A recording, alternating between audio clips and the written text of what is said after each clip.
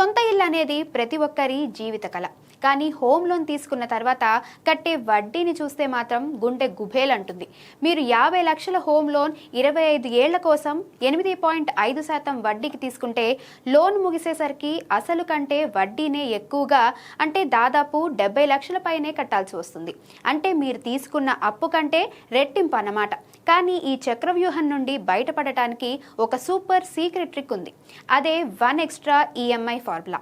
మీరు ఏడాదికి కట్టే 12 ఈఎంఐలకు అదనంగా మరో 1 నెల ఈఎంఐని, అంటే మొత్తం ఏడాదికి 13 ఈఎంఐలను చెల్లించండి. ఈ ఒక్క అదనపు వాయిదా నేరుగా మీ అసలు నుండి మైనస్ అవుతుంది. ఇలా చేయడం వల్ల మీ 50 లక్షల లోన్ మీద దాదాపు 18 నుండి 20 లక్షల వడ్డీ ఆదా అవుతుంది. అంతేకాదు, మీ లోన్ కాల పరిమితి కూడా 25 ఏళ్ల నుండి 19 ఏళ్లకే తగ్గిపోతుంది. అంటే దాదాపు 5 ఏళ్ల ముందే మీరు అప్పుల ఊబి నుండి బయటపడతారు.